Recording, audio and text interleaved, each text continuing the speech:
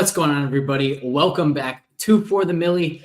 I am very excited to talk about this two-game slate. I was absolutely ravaged by injuries all of yesterday, both the early-only slate and the main slate. So I'm hoping to not have the same thing happen tonight. But as it stands, I feel pretty good about the slate. Yeah, it's always amazing how we're so excited, and then within 5 or 10 minutes, you get that first punch on the gut. You're like, oh yeah, that's right, football, DFS. Oops. For the main slate, I had three players in the early wave. Metcalf, who did really well. Metcalf, by the way, who left the game injured at 99 yards. So went from still being like one of the best receiver scores, but really had a chance to be the dominant receiver score on the day. I had him. I had Kyle Pitts, who's doing really well. Again, much better in the first half than he did in the second half. But then I also had the Cincinnati defense. So those are my only three going into the late slate. Jaden Daniels stack, I was feeling so good. The pick six immediately hurt, and then the Jaden Daniels injury hurt even more. I also had Juju Smith-Schuster leave injured. It was not fun to watch that slate play out. It's funny how I said on our show, I thought it was going to be a low-scoring slate. Mm-hmm. But that doesn't mean I still lost. I got killed. Yeah. Like some of my favorite plays were terror, and some of the plays got injured. But it's just funny how you can kind of guess it's going to be a shit show, mm-hmm. but you still kind of need to have the right pieces and the right luck to make it all work out. Yeah. Brett, I'm with you. This is fun. I'm like one of the few people I feel like who really enjoys these doubleheaders more so than just Monday Night Football, because I kind of like these classic slates. And I think it also makes the pick six slate a little bit better when you have two games. It's still plenty small to get all that leverage, but there are just more options. So I really like these. And Akasaw, I don't know what made you bring this up, but hey, I appreciate the shout out for the win.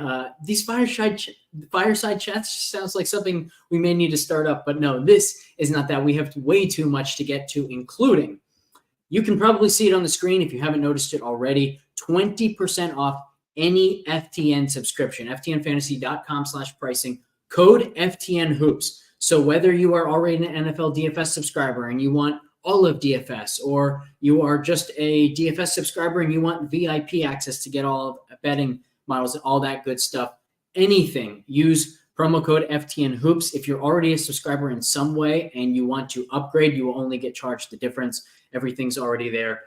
Things are prorated for you. So super easy to use, super easy to upgrade. And it's also super easy to sign up if you are a first time subscriber. So make sure you use that. And if for many of you, this might be the first time you hear it, you guys probably know that we do our own NFL charting. We've got this fantastic data, Power Stats Hub. Can have a lot of really good Stats Hub nuggets for you on this show about tonight's games. But also, we're going to start charting NBA games this year. So we're going to be like one of the very, very first in the industry to do anything of the sort. The guys leading it, no ball is the way to put it. And it's going to help us immensely on the betting side, in DFS, all that good stuff. So it's a fantastic time for you to join FTN and try out NBA stuff for the first time as well. TwoGun, we might have to get you in the NBA streets this year. We'll see. I used to play NBA. I know we're not going to convince you to start playing NBA DFS on a nightly basis, but pick six, I think we can get you. Yeah, I think that's what I would do. I wouldn't do NBA DFS. I just can't do the late swap and all that stuff and the injuries and the last second thing. I have just too much shit going on. But it's funny, people were giving pick six shit when they changed it, where because right now you input your picks on pick six, they're done. You can't change it.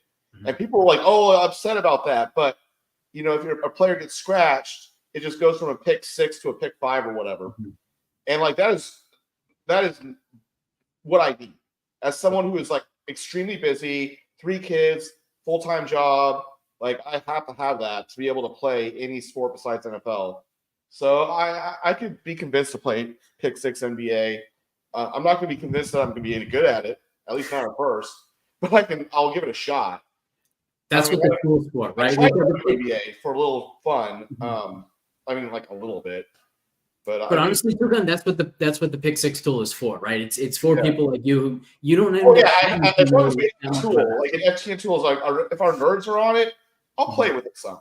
You can give me there. I'm going to pronounce the guy's names wrong. I might not know anything about it. If anything's good, but I can still try. Yeah.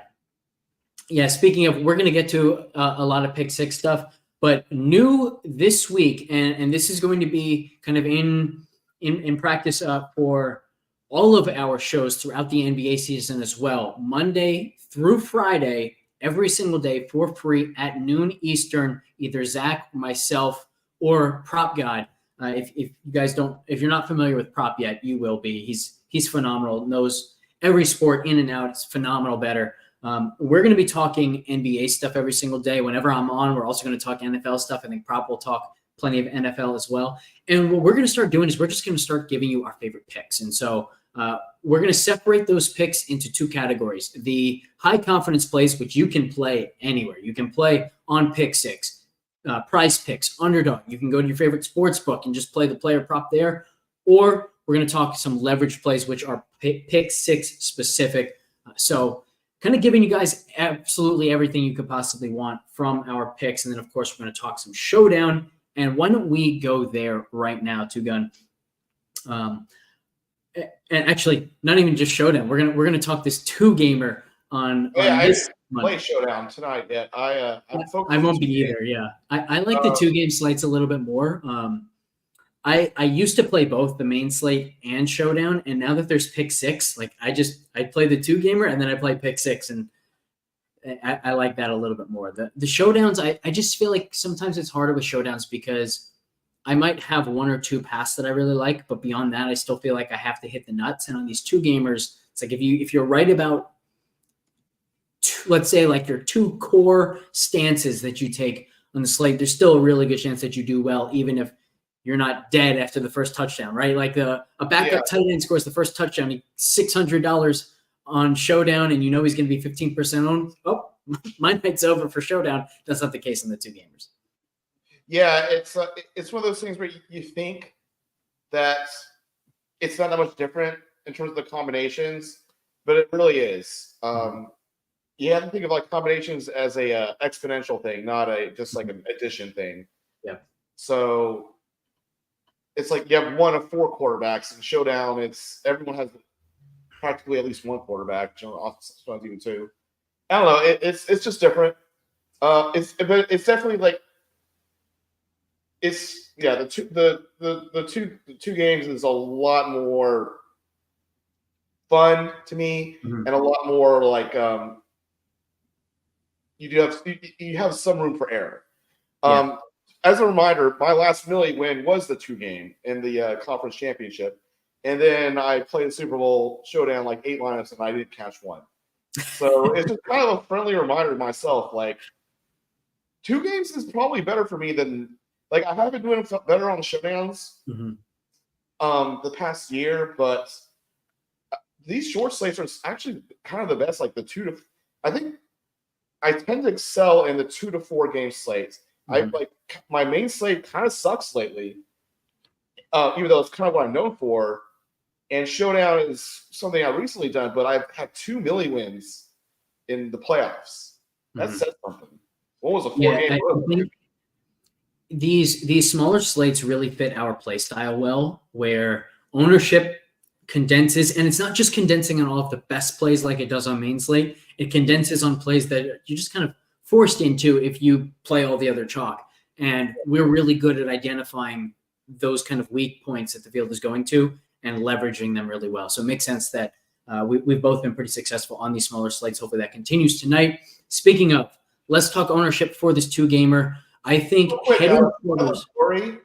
Is it my camera or do I just naturally look blurry now? I'm not sure.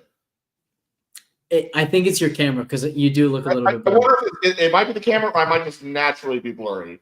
You know what I mean? Like I hit 42 and like I'm just blurry. Like I walk around the streets, I'm just a little blurry.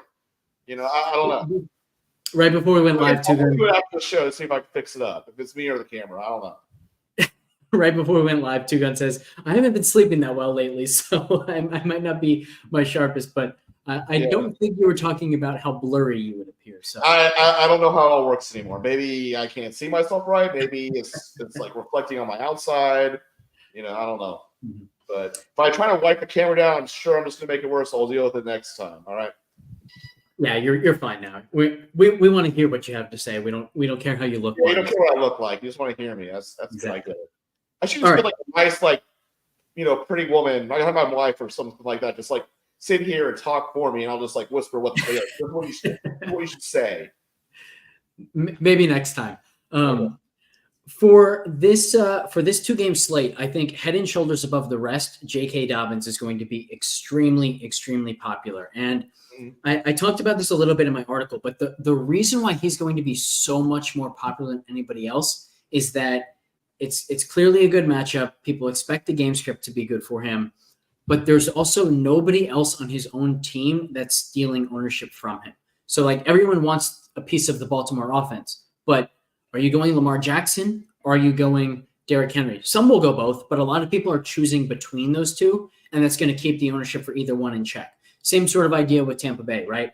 People love Chris Godwin, but there are going to be plenty of people who play Mike Evans instead. They're taking ownership from each other to some degree. Nobody on the Chargers is taking ownership from J.K. Dobbins. Some are going to play Ladd McConkey with him. McConkey might be the second most popular play in the slate, but no one's like really saying, oh, I've got J.K. Dobbins, so now I can't use a sub $5,000 Ladd McConkey. It doesn't work that way. So I think question number one for me is whether or not I want to play Dobbins. And if you don't, I think there's a pretty clear way of kind of neutralizing that chalk and leveraging it through James Conner, through Kamani Vidal, hoping that he continues to kind of build on his role. Last week, he caught that really long touchdown, ran, I think it was 12 routes in the game. So like we know he's going to be a pass down guy. Curious your thoughts there on this first decision, what to do with J.K. Dobbins. I have two lineups going on right now. I have them in 1 of 2. I don't know how to say that's technically under the field because he's going to be like, 70, 75%.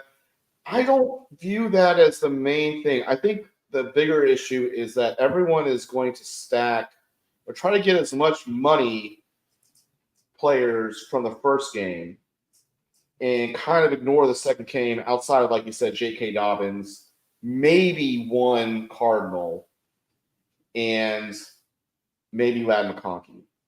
So that's kind of the other thing. I also think,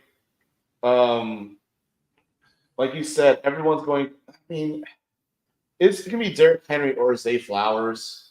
I'm not going to overthink that too much, but I think that's the other thing is I have 2 lineups and both of them are a little bit more heavy on the second game. And that's kind of how I'm going. I'm not completely ignoring the first game. It's like not like I'm just completely just stacking the second game, but I think that's the way that's another question you want to ask is a way to be different is do you want to focus on the first game like most people, use one of those quarterbacks and find a way to be different elsewhere? I don't know. I think there's just ways to be different that are not involving J.K. Dobbins. Yeah.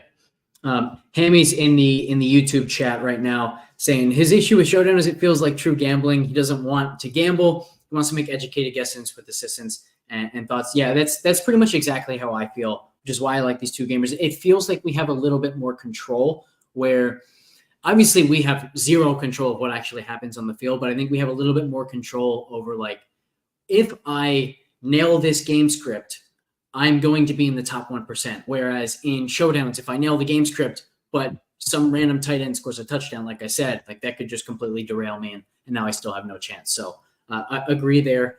TwoGun, one thing you said there, I completely agree with is that you want to be heavier on the Baltimore-Tampa Bay game.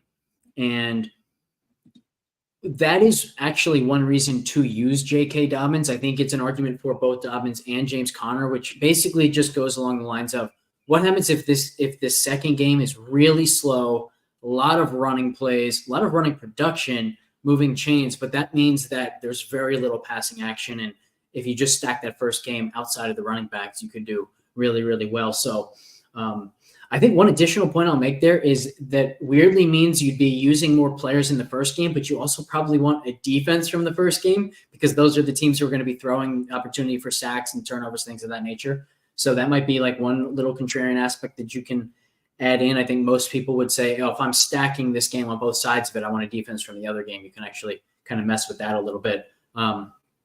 Final thing I want to say about Dobbins, I think I will be taking, actually, I shouldn't say I think, I know that I will be taking one of two routes. The first is I'm going to say the Chargers can't run the ball as well as they want to, whether it's a negative game script, whether it's that Arizona's selling up to stop the run and forcing them to throw, whatever. I want to kind of just play for a script where they're throwing more. So I want to use McConkey. I want to use Kamani Vidal. The other one is, what if they are running it well? And Arizona, importantly, is second in the league in single high rate. So how many times they just only have one safety back opening up big play potentially against them. Really interestingly, Josh Palmer has been pretty easily the Chargers' most productive receiver against single high. They haven't faced a ton of single high. He's only run 38 routes against single high. Part of that is because he's been hurt for a lot of the season. But he's at 2.3 yards per route run. No one else on the team is even at 2 against single high safety. So a contrarian guy on the Chargers paired with Dobbins, where that correlation, you might not expect it. It's a running back and receiver. Why would that correlate well together? It's because the more success the Chargers are having running the ball, the more likely they are to face a lot of single high coverage. So Dobbins and Palmer, or Vidal and McConkey, I think is a really good kind of rule to almost put in place. Particularly if you're like me and you're only going to build one lineup. You don't need to get that specific for a rule if you're generating 150 lineups in the optimizer or something like that. But I think that's just a really nice kind of foundation, making sure you're getting a contrarian piece from that game and you're not just playing perfectly into the chalk, but you're also doing it in a way that correlates well. Yeah, look, it's kind of easy to overthink it. But let's go back to what you're saying. Everyone's going to be playing the first game, and they're going to use Dobbins and be like, the second game is going to suck. Mm-hmm. To play the second game and not have it be suck and have it have passing, you don't have to not have Dobbins. Like, don't use Dobbins with Herbert. Like, you can use Herbert with McConkey and Palmer. I have Palmer in both lineups. I want to be clear. I love Palmer. He used to get like 8 to 10 targets last year, like in these sort of situations. I think it's going to happen. He's probably finally getting close to healthy. He's good value. Like, it's just, why not use Palmer? But look at our projections for, the pass catchers. Like, McBride's the clear best tight end on the slate, not even close. And he's 50-something%, whereas everyone's going to want to have Godwin or Evans. Everyone's going to want to have, or they'll have Zay Flowers. No one's going to use Marvin Harrison. It's just, sometimes it's just simple, like, just using more salary in the second slate. And we all just saw this, the Tampa Bay game go crazy. So everyone's going to think this game's going to go crazy. It's a very clear signal. It's just a matter of how much you want to go about it. The other line I thought is, what happens if Tampa Bay beats the shit out of Baltimore? Yeah. That is, look at our defenses. It's not people aren't using the Cardinals. People aren't using the Cardinals. They're definitely not using the Bucs defense. Yeah, I like the Bucs defense a lot. I think they are, number one, as a team, they're a bit of a pass funnel, and they blitz a lot. So it's like it's one of those situations they could give up 27 points. They could give up 30+ points and have 5 sacks, 2 picks, and a forced fumble or something like that, right? And still be either close enough to the highest scoring defense if they're all bunched together, or they could just be the highest scoring defense themselves. There's also a chance they score a defensive touchdown, give the ball right back to Lamar Jackson, and now Lamar Jackson's the optimal quarterback and the Bucs are the optimal defense. Weird stuff like that happens on these 2 game slates quite a bit. And guess what the Bucs defense goes great with? A very contrarian Bucky Irving. Yeah. Right? I was going to ask you about these Tampa Bay running backs next, because I feel like, without question, all 3 of them are going to be under-owned. It's just that, like, what their fair, their efficient ownership would still be low. It's just because people don't like that uncertainty, they're just like flat out not going to use them at all in single entries. So I think any of them make sense. It's just which one do you go with and how do you tell the story? Because the other weird thing is like, at least with Rachaad White, I feel pretty confident that, look, if they're up and they just need to run the ball, it's probably not going to be him. The other two are very clearly better runners, and he's very clearly the better pass catcher. At least, he does. That's his best skill set. Choosing between Bucky Irving and Sean Tucker, I've got no idea how to do that. So talk to me more about Bucky Irving since you seem to have a liking for him. I mean, I don't like him. I mean, I like him. I don't love him. But I just think he goes well as let's face it, everyone's going to look at 3 running backs. They're going to look at Henry if they can afford him. They're going to look at the 2 in the second game, James Conner or J.K. Dobbins, and J.K. Dobbins is the chalk. What happens if all the running backs kind of suck? There's only 2 games. There's not that many players. We saw how many players got zeros Saturday. Shit, the person that won the $100 Million Maker had a 0. He had Juju in his lineup. He had a 0. Mm-hmm. It's very easy for a couple, and Henry is very game script dependent. Yep. If somehow Tampa gets out in the lead, he's not going to get much going on. Like, and he's expensive. He's $8,000. Like, he could sink your lineup. Yep. So yeah, I mean, people. When you have more games to choose from, it's a lot easier to say no to highly uncertain situations and find something you like more. But it's football, everything is uncertain to begin with, as proven by Tank Dell getting a 0 in yesterday's game. Tank Dell, like without Nico Collins, he got a 0. It's just football. It's uncertain. And to try to act like there's going to be certainty with just 2 games, it's just silly. Like, of course, sometimes things will go as you think they're going to go, and then you're like, oh, of course, I should have blah, blah, blah. But then yesterday happens, and win or lose, it should make you respect at how uncertain football is. And this Bucs game is a 2.5-point spread. It is not a Ravens -10. So it's not like the Ravens are this massive favorite where they're definitely going to be more likely not to run the ball. They could definitely fall behind and be forced to chuck the ball. In which case, Derrick Henry's out, Bucky Irving's in. Will Bucky Irving get 30 points? No. If he gets 18 points and the other guys suck and he's lower salary, he gets a huge leg up, especially if the Bucs defense has the highest scoring points and is also the cheapest. All of a sudden, you have all this salary for these other guys. So you can kind of see how I talked myself into one of my lineups with this sort of situation. Was it stupid? I don't know. We'll find out. Because like I had Derrick Henry in both of them before I made the switch. But I'm like, I don't love Derrick Henry. Like you said, people just lock on to certain things. They don't think it through some. And they miss out on opportunities. Whether I'm right, who knows? I could totally be wrong. But it's a way to make your lineup unique and tell a story and give yourself a chance. One thing that I really like about that, too, is that you have something really unique there. You have Bucky Irving. You have a game script that people aren't anticipating. You don't then need to make absolutely every decision in your lineup contrarian. Like a great option to a Bucky Irving play is to stack Lamar Jackson on the other end, right? And you're leveraging Derrick Henry that way.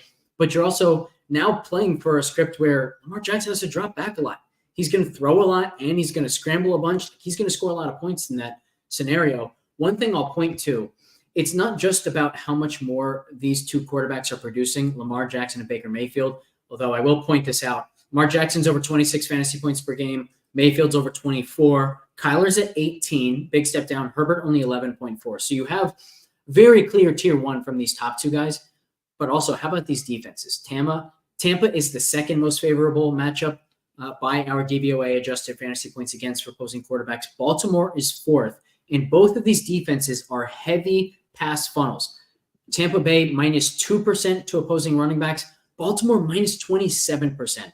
So when I look at this, I basically say, all right, I know for a fact that my quarterback's either going to be Lamar Jackson or Baker Mayfield. I don't know which one it's going to be as of yet, but I know it's going to be one of those two. Ownership for quarterbacks is never out of control. We mentioned, especially with Lamar, like he's going to be held in check by how many people want to play Derrick Henry instead of him. So I know I will either be going with Lamar or with Baker. And a lot of that decision just comes down to which of those two allow me to tell a better story in the rest of my lineup that is leveraging more chalk. And I think it's going to be Baltimore because I have a wide receiver 3 play, really cheap wide receiver that I really like. From that, it's not going to surprise anyone. They kind of know I like to play Nelson Aguilar, but this is also just a phenomenal matchup for Aguilar. The DVOA adjusted fantasy points against numbers for Tampa Bay, -3% to wide receiver 1s, -3% to wide receiver 2s, plus 50% to all other wide receivers. So I'm with you in the sense that I am hoping for a script that forces Baltimore to throw a little bit more. Maybe they just need to get speed on the field. I think there's a lot of inverse correlation between Aguilar and Derrick Henry. If Baltimore's running the ball really well, they can just leave their 2 tight end sets on the field, and Aguilar's not going to get much run. But, man, if they need to add speed onto the field, if they need Aguilar to come in there, this matchup is so damn good for him. So I love Aguilar. And then the other thing I'd say there is if he's not going to be on the field as much, I think Isaiah likely does benefit from that matchup a little bit. Kind of like when Atlanta was playing Tampa Bay, we pointed to the fact that maybe Kyle Pitts functions as their wide receiver 3 in a lot of ways. And Pitts, sure enough, was very involved in that game. So I will throw that out for likely, but I think I like Nelson Aguilar even more. And that makes me want to go with Lamar Jackson as my quarterback in my favorite stack. Damn you, Alex. Now I got to have 3 lineups. I'm gonna say I had 2 lineups, and one was a Kyler Murray and one was a Justin Herbert. Now I got to have a Lamar Jackson one that's a little messed up, but I just can't get rid of one of the other ones. So now I got to have 3 lineups. Thanks. This is really funny. I can't stress this enough.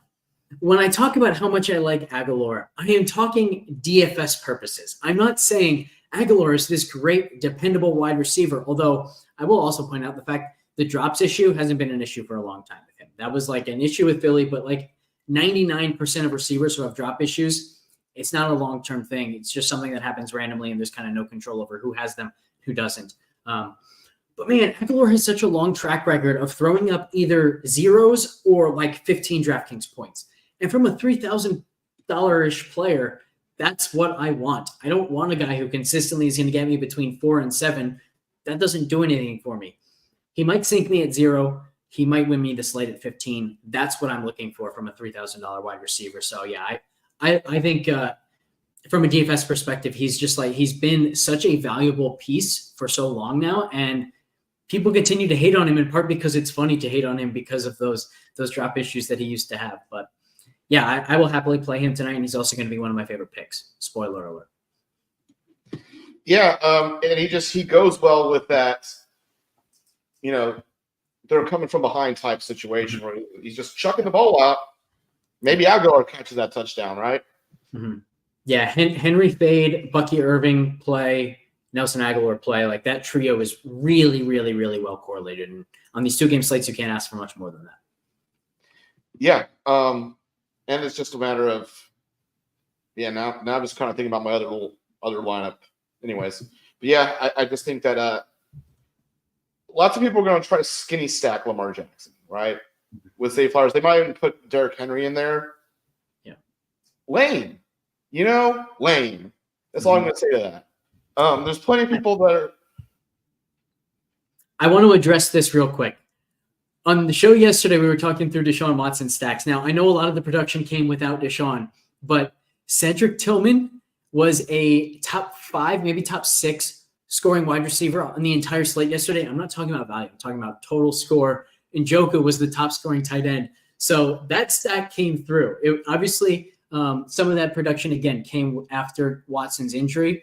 But we were right to bring that stack up again. It just didn't totally come to fruition because of the injury and because Jamar Chase didn't break the slate, although he had a pretty solid game as well. It's funny because I mean, if they start Jameis, assuming they're going to start Jameis, it might be a chalk stack. You know what I'm saying? Right. It's almost going to be, I think, like the Flacco level change in production last year, where all of a sudden he's an effective quarterback. I don't know what they're going to do, but it would be really interesting if it's Jameis for sure. Yeah, I mean, Jameis he's just a lot better than DTR. I think I'm not a great football mind in terms of talent, but Jameis has always been decent, and DTR is just kind of raw. I think obviously I have no proof of this, but I think that the reason why they elevated DTR is because the last thing that they want to do is put Jameis in, have him be excellent or excellent in comparison, just relative to Deshaun, have him be like pretty good, hurt their draft capital at the same time that they highlight just what a bad decision it's been to pay Deshaun Watson and play Deshaun Watson this whole time. It's like the absolute worst case scenario for them is to be mediocre with a quarterback that proves how dumb they were with Deshaun. So I think that's why they've been using DTR, but DTR might be hurt and they might have no choice but to play Jameis. So yeah, and now they might actually win games. Right. It'd be hilarious if they make a playoff run or something like that, come up just short. But yeah, all right. I think we have now kind of put out three really contrarian paths, right? The first is the Kamani Vidal and Lad McConkey instead of Dobbins. The second is play Josh Palmer with Dobbins. And now the third is play Aguilar and Bucky Irving within that game and just kind of flip the script of what everyone expects to happen in that Baltimore game. Do you have a favorite between them? And then the second thing I'll ask is, how comfortable are you playing two of those at a time? Or do you want to just kind of commit to one of those scripts at a time in your lineups? I'm not really on with you with the Kamani Vidal thing. I'm going to point that out. So, but yeah, I do like Josh Palmer. He's going to be in all my lineups. Okay. Bucky Irving, Ness, and Alcala, that's going to be one lineup. I'm not going to commit to more than that. I don't think you need to be – it's one of those – you need to be different, but I'm cool with doing like two of those things or one of those things. It's just how it fits the lineup and how much I like it. It's not like Showdown where you're trying to – like you have two or three ideas and you have to be pitch perfect on all of them, right? Yeah. And I don't think Bucky Irving and the Bucs defense would necessarily take Lamar like on the opposite side. Like you could just say maybe the Ravens just suck. Yeah. I think one other thing that I will point out is one thing that I think you can do is you can say, if I'm not playing Dobbins, I'm going to play Derrick Henry. If I'm not playing Derrick Henry, I'm going to play Dobbins, where like those two, I think, project so far above everybody else at the running back position that you don't necessarily need to fade both. You can play one of them and just be purposeful about how you're doing it. So I think that's probably the path that I'm going to take in my single entry line. Yeah. Again, I just think that the whole key with understanding the Dobbins chalk is that they're just not going to use anyone else on the Chargers except for McConkey. So if you use Palmer, you kind of like it's fine. Like that's you don't have to fade every single chalk on the slate. And I just think, but I do want nothing to do with the chalk narrative, which is, Baker or Lamar at quarterback, use as many expensive guys, then just use Dobbins in the second game and like, I don't know, whatever else fits, like maybe one Cardinal. Mm-hmm. That's the one thing I'm definitely not going to do. That's what I'm basically full fading. And definitely if I have Lamar, I'm not putting Derrick Henry in my lineup. Definitely not doing that. Yeah. All right. We are currently at 17 likes on this video. When we get to 30, we're going to give out our favorite confidence plays, confidence picks for tonight's slate. Those are the picks that you can play anywhere. In the meantime, let's jump from this 2-game slate into just our let's go to these leverage plays that we're talking about. So this is a little bit pick six specific. For those who aren't familiar, pick six is a peer-to-peer game. So you're taking between 2 and 6 picks, anything from tonight's games, usually player prop type stuff. And your payout is not just dependent on what you pick. It's also dependent on how many other people are going 6 for 6 or going 4 for 4, whatever, however many picks you make. And so one of the things we want to do is we don't want to just try our best to get 6 for 6. We want to get a 6 for 6 when as few other people as possible are doing so. And the main way that we do this is we identify where people are going, and then we, we just kind of decide, all right, if this fails, what is the way that it fails? And so I'll throw this out there. I think my first leverage play is going to be J.K. Dobbins less than 81.5 rushing yards. I know for a fact that this is a really, really popular pick. I posted a lot of analysis in the Pick'em channel earlier. So if you like to play Pick 6, if you've never played Pick 6, you just think this sounds interesting, check out all that analysis from earlier. I think it shows that we have a very clear and strong edge in this game. But one of the things I wanted to do is I wanted to monitor what the line movement is like from earlier today to now on DraftKings Sportsbook and apply that to what I expect people to be doing on Pick 6. One of the key metrics that we talked about, or key data points, I should say, that I talked about is last night's game, 73% of picks were to the over, 27% to the under. When looking at the top 25 most popular picks made last night, that skewed even higher to the over. So we know people are taking overs. And now on DraftKings Sportsbook, Dobbins has gone from 78.5 all the way up to 81.5. So I know with certainty a lot of people are taking J.K. Dobbins over on his rushing yards. If he goes under, that's tanking a lot of the field's chances at a 6 for 6. So I just want to start under J.K. Dobbins, 81.5 rushing yards where it's moved to now. And then from there, I think like the best correlations are probably either Kamani Vidal receiving. I don't think before we went live, there was nothing up for Kamani Vidal receiving. So I'm going to check immediately afterwards to see if they've added anything there. But Ladd McConkey receiving stuff, I think correlates well with the J.K. Dobbins under. And James Conner over 62.5 rushing yards, I think also correlates really well. And that hasn't seemingly been a popular choice from people. So that's going to be my first leverage play. What do you think of those? Yeah, it's interesting. So I play a lot of Pick 6, guys. Like I probably play Pick 6 way more than almost anyone out there, I bet. And I'm telling you, what matters more than anything is hitting a high payout. Because I'll take, for example, yesterday's games. The like the night game and the afternoon games were all like minimum level payouts, like 12x.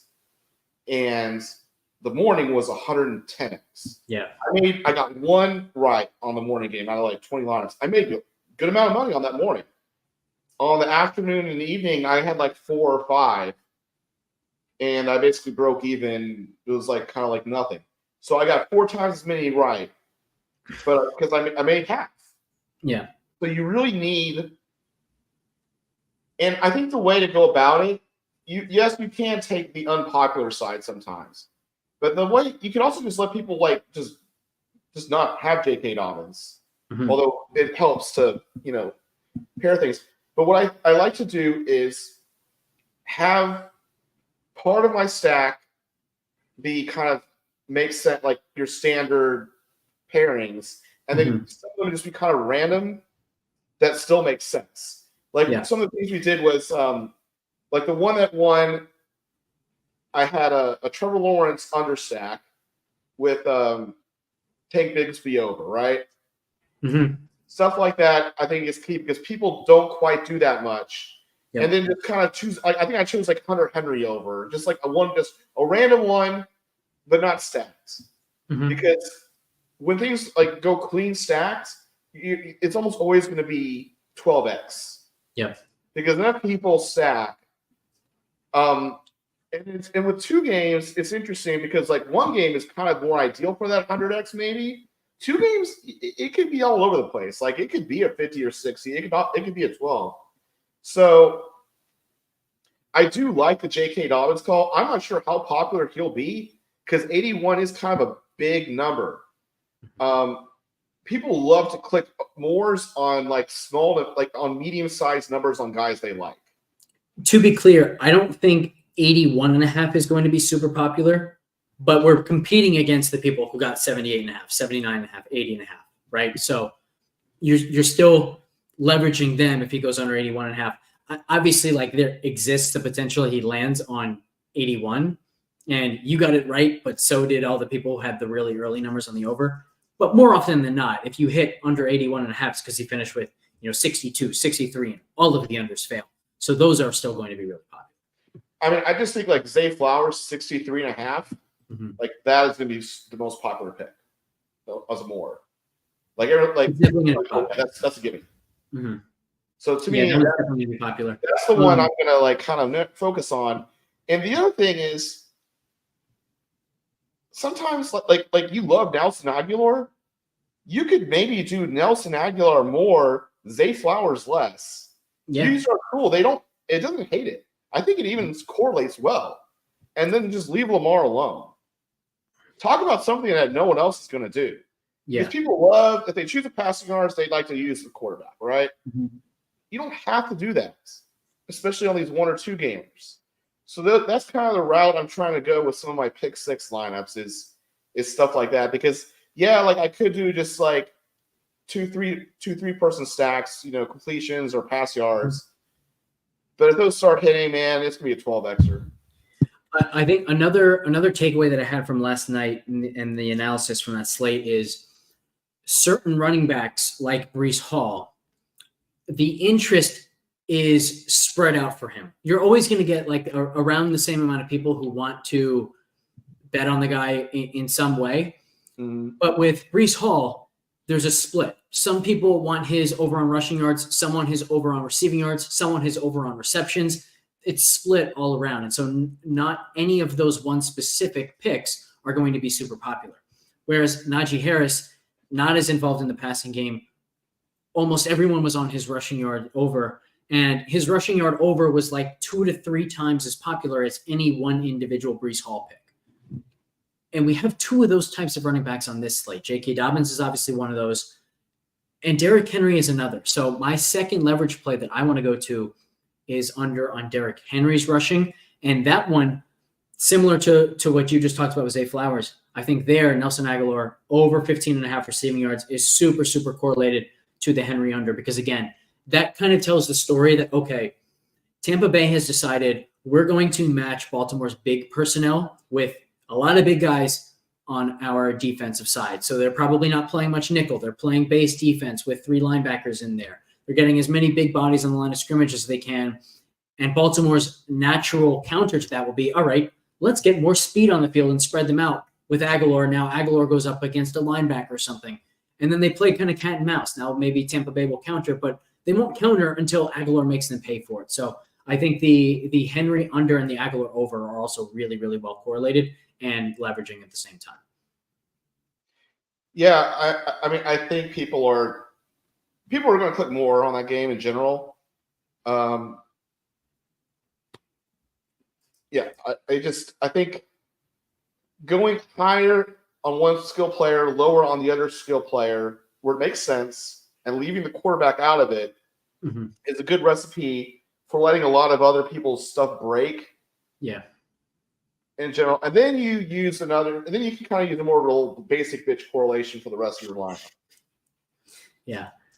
All right, so again, I've given 2 leverage plays. Do you have any that you're really liking? Ah, shit. I'll give you an extra moment to think about it and say because I definitely use the flower. I definitely have been using a lot of Flowers leverage plays. I think you could go Flowers less on Henry more, but don't talk about Lamar. Yeah. Don't stack him with Lamar. That's another thing I've been doing. My favorite pick, bar none, on this slate is Trey McBride. I like his more. I like him in DFS, especially. I think he's by far the highest scoring tight end. So, but I don't think that's like, you're not going to get a whole lot of contrarian play, credit for going, more on Trey McBride and maybe stacking him with Kyler Murray. But I just like that play. The second game is from a game theory standpoint on pick 6. There's just less going on there. They don't even have a lot of the guys. Like, you can't do like Palmer more, McConkey less. They don't even have Palmer. Yeah. I don't know why. They just don't. So that's why generally with the game theory stuff, you kind of have to use the first game. Yeah, I've actually noticed there are a number of Chargers that they don't have yet, like Kamani Vidal. And my guess is that that's related to some just kind of like injury Palmer's uncertainty. up. I literally, they just put him up now. Perfect. I was gonna say I earlier I chose to not do anything with like I have a bunch of plays in mind, and I had a script in mind that I wanted to do, and it was going to use Vidal, and Vidal's not there yet. So instead of just forcing something else, I said, okay, you know what?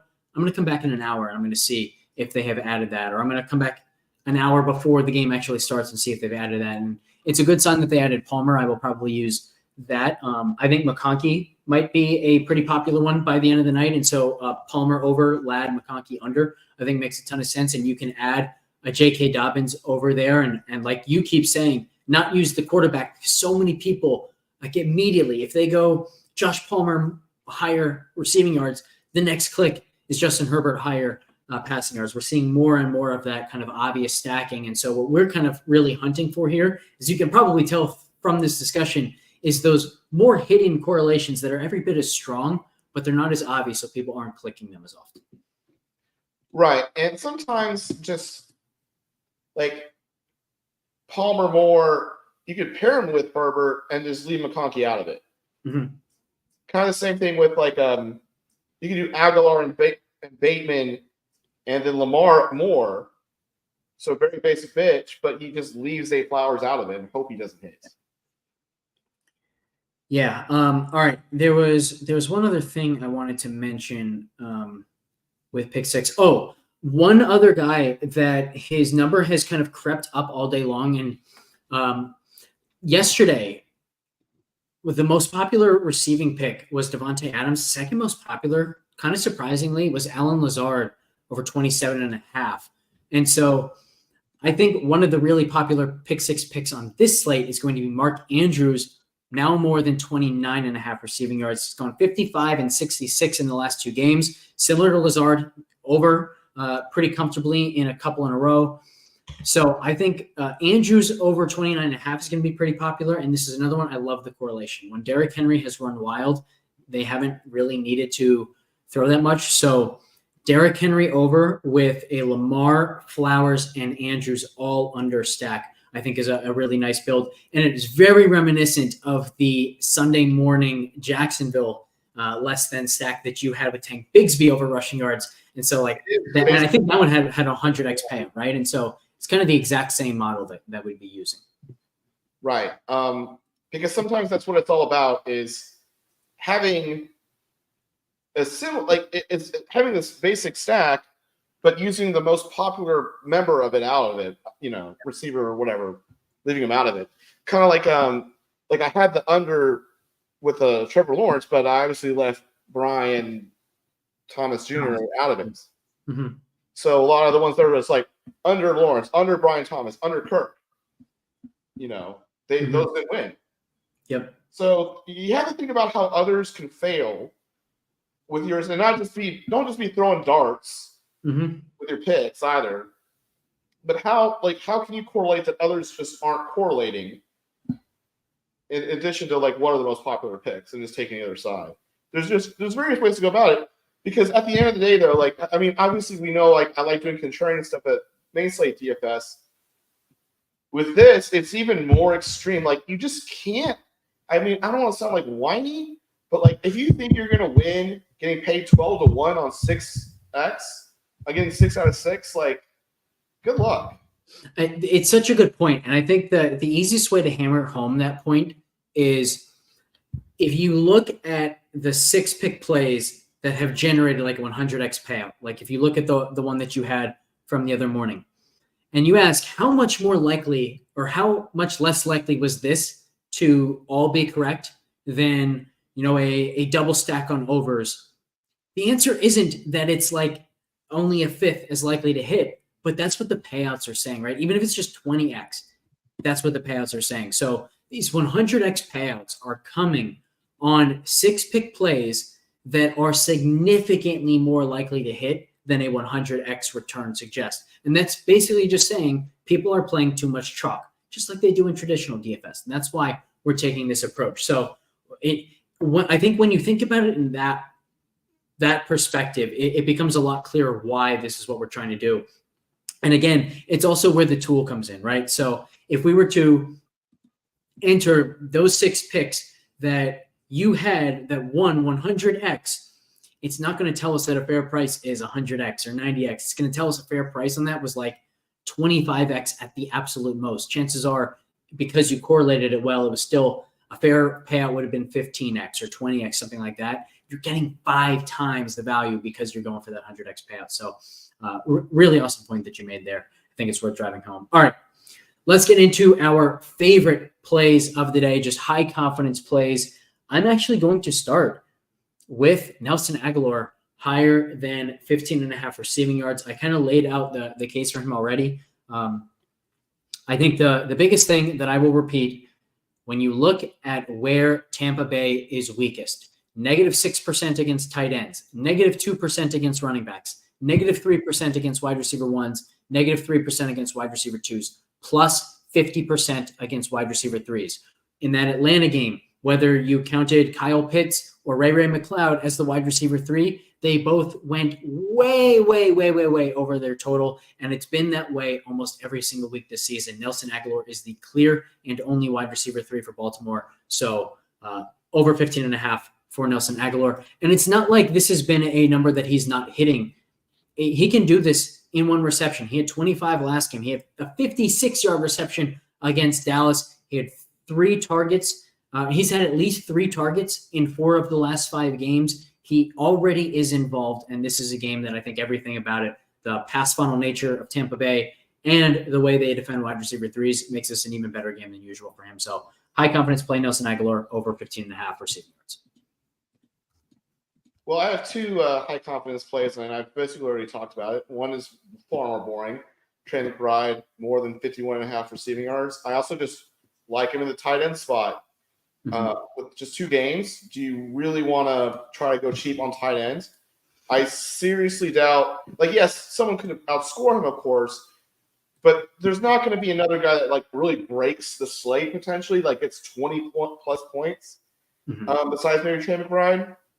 So that's why I like Trey McBride a lot at more than 51.5, and just using him in the tight end spot and showdown, or in the 2-game slate. And let's face it, I have a thing for Josh Palmer, and now that he's listed there, I love him at 35.5. He's not going to be a popular play. Yep. I just think he's going to get 35.5 with Quinn Johnson out. I see he's great. He works. Our tool loves the more on Herbert. So you think that, you're correlating a more with quarterback passing yards that's like too boring, but it's actually not going to be a very popular stack. So I like a 2 full person stack there, and then do like a 3 or 4, another one somewhere else. Maybe leave McConkey out of that one. Not saying you take him under, just don't take him. Yeah. Or you can take him over if you really want to do a 2-person one. But I just don't think people are going to have just a lot of Palmer and Herbert Moores. That's it. Very correlated, very unpopular. Yep, agree there. One thing I want to point out, every either Tuesday night or Wednesday morning, I have been posting my first run of underdog picks for the week. I love playing on underdog. I gave out J.K. Dobbins over 71.5 rushing yards. It's now at 81.5. And all 8 picks that I gave out on that Wednesday morning, all of them had a lot of closing line value. So something to point out, we're covering all of this pick'em stuff. Pick'em is massively growing, and it's only going to get even bigger as we get into the NBA season. NBA is kind of the perfect sport for pick'em because you can just play stuff early and you don't have to monitor all of that late news. So a great reason to use promo code FTN. And let's face it, I'd be a fish at NBA. I mean, that's good news for you guys. That's all I got to say. There you go. Yeah, so perfect reason to get in. Use promo code FTN Hoops, 20% off any FTN subscription, ftnfantasy.com/pricing, and then use code FTN Hoops. My last high confidence play is going to be, I'm a little bit torn. I had Mike Evans as a high confidence play. I also gave this one out last night at 52.5. It's up to 56.5. Actually, I think it's up to 57.5 now. And yeah, it's up to 57.5. And it was 56.5 when I checked earlier today. So that tells me Chris Godwin, by the way, has gone from 74.5 down to 73.5. My initial thought was everyone was going to be going Godwin over Mike Evans. And that's definitely true on the 2-game slate. But I think in pick 6, the difference in the lines, Evans being almost 20 yards lower than Godwin, is actually making people do the opposite. So this isn't a confidence play. This is more of a leverage play. But actually going under on Mike Evans, whether you play the Godwin more or less, don't think matters as much. But lower on Mike Evans, maybe lower on Baker Mayfield, I do think makes sense. And I'll tell you, if you go with that script, if you go with the script, and this fits the what you were talking about earlier as well in the 2-game slate. But if you're going with a less on Derrick Henry, I think a more on Rachaad White, 24.5 rushing yards, makes a lot of sense on pick 6. I would go to Bucky Irving, but they don't have Bucky Irving listed. Rachaad White is the only one with rushing yards. 24.5 is just so incredibly low. Definitely wouldn't call Rachaad White more than 24.5 a high confidence play, because there's a very good chance that he's just not really used much as a runner. He's just a passing guy, but it's low enough that if he gets like any opportunity whatsoever in a positive game script, he would be able to get there. So I wasn't paying too much attention to what you just said, Alex, because, I was playing with our pick'em tool, okay? And I was playing with Mike Evans less, Chris Godwin more, that's it. And then I did both more. Now, our pick'em tool likes Mike Evans as a pure, just likes the more. It projects well.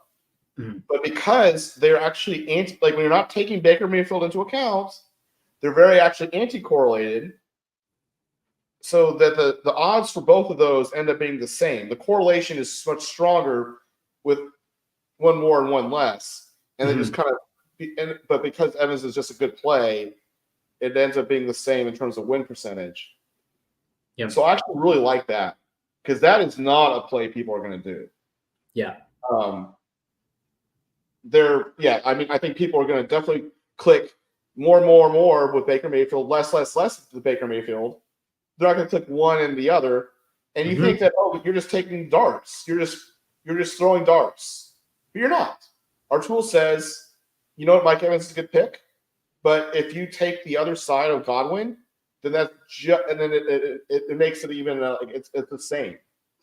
So because of the correlation, so actually probably my favorite play now on this entire pick 6 slate is going higher on one, lower on the other, leaving the rest of it, leaving Baker Mayfield out of it. It makes a lot of sense, and we saw it last night. Like, everyone was on Rodgers over, everyone was on Lazard, Devontae Adams, and Garrett Wilson overs. If you took over on either Wilson or Lazard, under on Devontae Adams, you didn't just hit. You hit easily. There was no sweat on either of those. So, I think you can apply the exact same thing to Evans and Godwin. You can apply the same thing to Marvin Harrison Jr. and Trey McBride. Although Harrison Jr. started at 54.5, he's down to 53.5. So that's another one where I don't think enough people are going to the Harrison more to really make that one as strong of leverage. Whereas the leverage on a Mike Evans less than play with the Godwin over is really, really strong. So I think that's a great way to close. And by the way, that's also just a phenomenal example of how valuable the tool can be. So whether you are doing same game parlays, whether you are doing pick 6, whether you're doing underdog or prize picks, whatever, the tool is so valuable. And I think that's a perfect example of how I would use it. So with that, I think we will close here. We will be back on Thursday, 5:30 Eastern, to talk Thursday Night Football. Zach and I will be live tomorrow at noon to take you guys through the very first NBA slate. So we will see you then. Thanks for tuning in. We'll catch you next time. Have a good one.